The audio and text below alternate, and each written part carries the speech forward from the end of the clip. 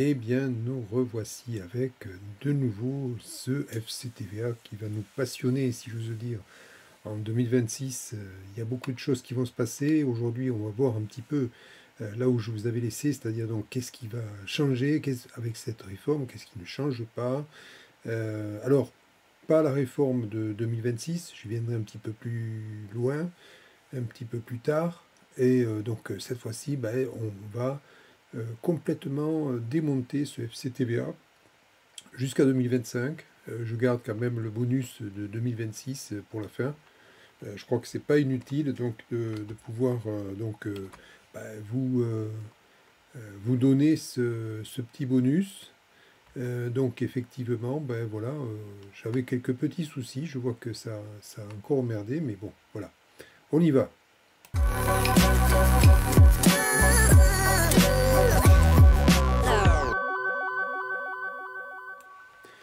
Alors, nous y voici. Je vais donc disparaître complètement pour vous permettre bah, de voir un petit peu comment ça se passe en termes donc de changement avec cette réforme. Alors, qu'est-ce qui a changé, qu'est-ce qui n'a pas changé? Qu'est-ce qui ne change pas? Eh bien, avec cette diapositive, je dirais que vous avez un petit peu les points sur lesquels il n'y a pas vraiment de changement, la liste des bénéficiaires, j'y reviendrai. Les dépenses en pleine propriété qui sont éligibles, bon, ben, effectivement, sauf exception, on ne bouge pas par rapport au passé un petit peu plus lointain. Les dépenses non déductibles de TVA sont éligibles. Donc, si vous n'êtes pas dans un régime comment dire, de soumission, d'assujettissement à la TVA, bon, on est bon. Et les dépenses, par contre, là aussi, non grevées de TVA, c'est-à-dire si vous n'avez pas payé la TVA au préalable, bon, ben, c'est clair, vous n'aurez droit à rien. Hein. Donc là, au moins, on est clair là-dessus. Qu'est-ce qui change? Eh bien, en principe, je dis bien en principe parce qu'il y aura des exceptions, je dirais il suffirait presque de cliquer sur un bouton. Vous avez un calcul de FCTVA qui se fait de façon automatisée et il y a un véritable flux de versement de FCTVA qui se fait suivant un calendrier. D'ailleurs, lors de mon premier module, vous avez pu voir carrément ce à quoi vous aviez droit de par la bibliographie. Alors, l'économie générale, donc ben, j'y viens, donc qui a droit au FCTVA? Eh bien, la liste est restée identique. Vous avez les régions, les départements, les communes, les métropoles, donc l'ensemble des intercommunalités, les SDIS, donc les services départementaux d'incendie et de secours, les CCAS. Donc n'oubliez pas, lorsque vous faites votre budget primitif, si vous avez un CCAS en tant que... Bah oui, vous y avez droit. Vous y avez droit, donc bien sûr l'argent ne va pas aller au budget principal, mais au budget annexe CCAS. Les caisses des écoles, bon, si d'aventure votre collectivité en dispose, et je saute très volontiers sur les CNFPT, les centres de gestion, qui sont un petit peu plus accessoires, si j'ose dire. Alors, les régimes de versement jusqu'en 2025. Vous aviez le droit commun, donc N plus 2. Alors, c'est vrai que j'hésite toujours, est-ce qu'on parle N plus 2 ou N-2? Enfin, ça revient toujours pareil, on a un décalage de 2 ans entre les dépenses réalisées et puis finalement le versement du FCTVA. Le régime anticipé, donc si votre collectivité avait signé en 2009 et ou 2010 une convention avec l'État pour faire un petit peu plus d'investissement à l'époque, eh bien vous aviez droit donc au régime N plus 1. Alors c'est vrai que bon, ben voilà, on a quelque chose qui semble tenir la route. Alors vous y rajoutez quelques régions regroupées, des communes membres de PCI. Bon, effectivement, ça peut être intéressant. Alors donc effectivement, si vous êtes, alors j'ai oublié de préciser si vous partagez la DGF, ce qui n'est pas toujours évident. Donc en principe, vous y retrouvez ceux qui ont signé cette convention avec l'État, mais bien évidemment aussi toutes les intercommunalités, hein, donc, qui partagent enfin, les communes d'un EPCI qui partagent cette DGF. Enfin, au trimestre, donc l'ensemble des intercommunalités, bon, oui, pourquoi pas. Alors, CDC, communauté de communes, CA, donc communauté d'agglomération, commune nouvelle, établissements publics territoriaux, s'il y en a, des métropoles, bon, il n'y en a pas 36 000, des communautés urbaines, oui, qui remplaceraient des communautés d'agglomération. Oui, bon, on a vraiment tout le spectre de toutes les collectivités qui gravitent autour. Dépenses éligibles, donc nous sommes d'accord, nous allons avoir une liste de comptes qui ont été définis par l'arrêté du 30 janvier. Donc effectivement, ces comptes sont repris dans l'application dite Alice, et bien évidemment, on a affaire à un véritable calcul. Alors, que dire de cette application? Ben, elle va prendre bien évidemment des dépenses qui sont éligibles de par cet arrêté. Alors, il y avait le 30 janvier 2024, donc à compter des dépenses de 2024, c'était le dernier au bout du jour. Alors, ces deux premiers arrêtés concernent des dépenses réelles. À côté de ça, vous allez y rajouter des opérations d'ordre. Donc là, on a affaire à tout ce qui a trait aux frais d'études, le 2031, les avances que vous avez sur le 23, le 238, si réalisation et ou intégration. Donc effectivement, on va vérifier ces opérations de bascule. L'extension d'assiette en 2024, donc on avait des bénéficiaires donc N, oui, effectivement. En 25, vous aviez les bénéficiaires N et N plus 1. Et en 2026, ça aurait été tout le monde. Bon, alors effectivement, on va avoir quelques petits soucis maintenant avec la réforme qui intervient en 2026. Bon, ok. Cette extension d'assiette, elle a été voulue en 2024. On ne pensait pas qu'on allait arriver à ces difficultés en 2026. Donc, bien évidemment, tout ce beau changement est revu. Cet arrêté du 30 janvier 2024, je ne peux que vous inciter à le télécharger. Donc, vous le retrouverez dans le journal officiel du 7 février 2024. Donc, à vous de le télécharger. Je ne dirais pas pour l'apprendre par cœur, mais au moins avoir ce périmètre des dépenses réelles. Qu'est-ce qu'on peut dire sur cette modification, sur cette extension de périmètre quand on regarde l'arrêté tel qu'il a été traduit? Alors à l'époque, il y avait encore la possibilité d'avoir une M14, bon, enfin, pour les quelques collectivités qui étaient encore, mais bon, pas mal de gens sont passés en M57. C'était notamment, et on le voit, les agencements, les aménagements de terrain. C'était ça qui était visé par cette réforme notamment. Alors, je n'ai pas résisté pour faire le point avec la M57, qui est plutôt le plan qui nous concerne, même si ce n'est pas le seul.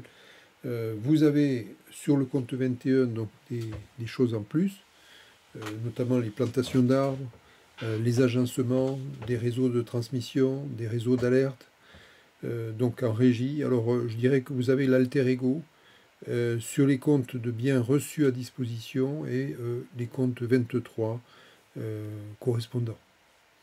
Je dirais que bon, c'est une progression qui est intéressante. Il y a des comptes qui sont certes éligibles, il y a des comptes par contre qui ne seront jamais éligibles, et je vous l'ai mis. Donc des dépenses pour la réalisation d'opérations soumises à la TVA. Donc effectivement, là, c'est clair, si vous êtes assujetti à la TVA, il n'y aura pas donc de bénéfice du FCTVA. Vous avez une récupération fiscale, donc là, on ne va pas discuter 3 heures.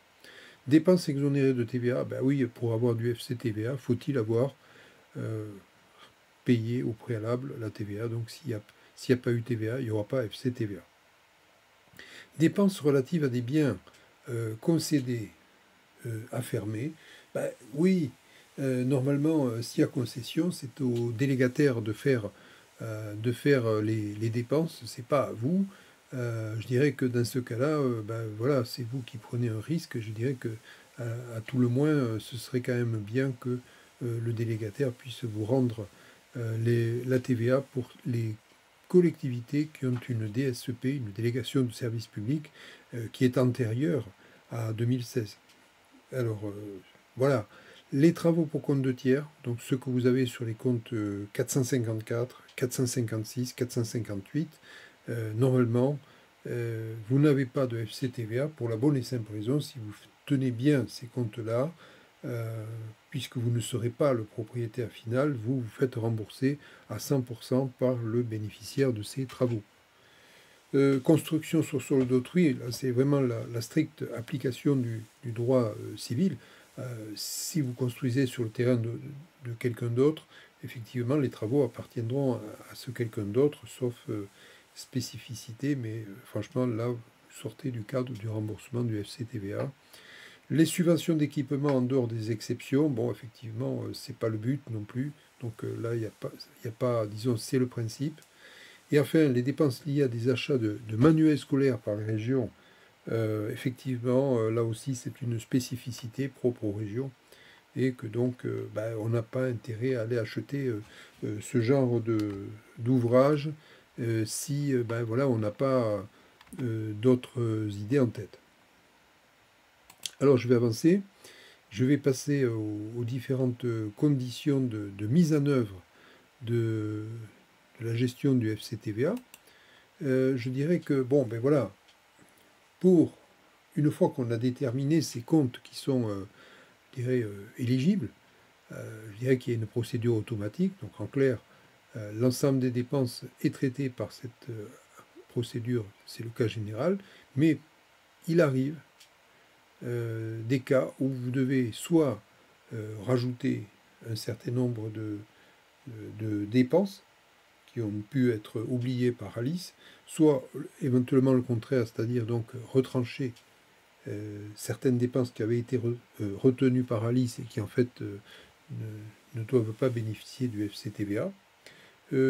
Ce n'est plus, comme au départ, une opportunité, c'est maintenant une véritable obligation. Donc vous devez à tous les coups déposer ces déclarations complémentaires. Donc ça c'est quelque chose qu'il faut bien avoir à l'esprit. Alors, ajout, oui, retrait aussi. Donc dans les deux cas, même au pire, vous devrez mettre néant sur le document si vraiment il n'y a aucune opération, soit en plus, soit en moins. Qu'est-ce qui vient en plus? Les dépenses, alors tout le monde n'est pas concerné par des dépenses d'investissement. Faire une maîtrise d'ouvrage de construction ou d'extension d'établissement d'enseignement supérieur, qui est le propriétaire, l'État. Donc, ok, vous faites ce genre de dépenses d'investissement. Si vous le faites, je dirais que vous le faites après convention avec l'État. Vous n'allez pas le faire comme ça de votre propre gré. Des dépenses pour les travaux d'intérêt général ou d'urgence. Ah ben oui, bien sûr. Incendie, coulée de boue, inondation, donc tous travaux sur le patrimoine de tiers qui aident à lutter contre ces risques qui sont maintenant quand même assez fréquents, eh bien vous donne droit donc à un surcroît de FCTVA. Autre rajout, les dépenses sur le domaine fluvial de l'État, donc là par contre on n'y est pas tous les matins. Les fins d'assujettissement à la TVA, donc effectivement, vous optez pour arrêter l'exploitation lucrative assujettie à la TVA, donc automatiquement, vous vous rendez éligible au FCTVA. Alors j'en arrive finalement à des cas où c'est vraiment spécifique comme rajout, des immobilisations qui seraient partiellement éligibles, parce que bon, effectivement, on peut se retrouver dans un cas où vous êtes partiellement éligible, et puis vous avez des équipements qui aussi peuvent avoir un usage mixte, c'est-à-dire en clair assujetti ou non assujetti à la TVA. Donc effectivement, là, il y a une déclaration spécifique de rajout de dépenses à produire à la préfecture. Alors, s'il y a des ajouts, il y a des retraits. Alors, les transferts de droits à déduction. Alors, effectivement, si vous achetez un bien que vous le mettez à disposition d'un délégataire de service public pour les DSP antérieurs à 2016, eh bien, si vous faites une récupération par la voie budgétaire de la TVA auprès du délégataire, donc ça barre la route. Il faut faire donc un retraitement négatif de vos dépenses donc bénéficiaires du FCTVA. Les dépenses hors taxes, si elles sont sur un compte normalement éligible au FCTVA, c'est clair, là il y a un retraitement à opérer. Les manuels scolaires, donc on en a parlé tout à l'heure, donc effectivement, si vous les mettez en section d'investissement pour les régions. Alors effectivement, on a ce genre voilà, de cas où vous allez avoir donc les déclarations et d'ajouts. Et donc là, je peux passer tranquillement, puisque bon, ce n'est le document que je produis ici à l'écran n'est que, en définitive, la transcription de ce que je vous ai raconté à l'oral. Donc effectivement, des ajouts, des retraits, avec un état général et puis après le détail. Alors je précise bien, même s'il n'y a rien, en dépenses ou comment dire, en dépensant plus ou en dépensant moins, vous devez faire signer ce document par votre maire si vous êtes une mairie, et le cas échéant aussi par votre comptable. Je dirais qu'au moins cette double signature vous permet d'avoir le maximum de force probante par rapport aux services préfectoraux.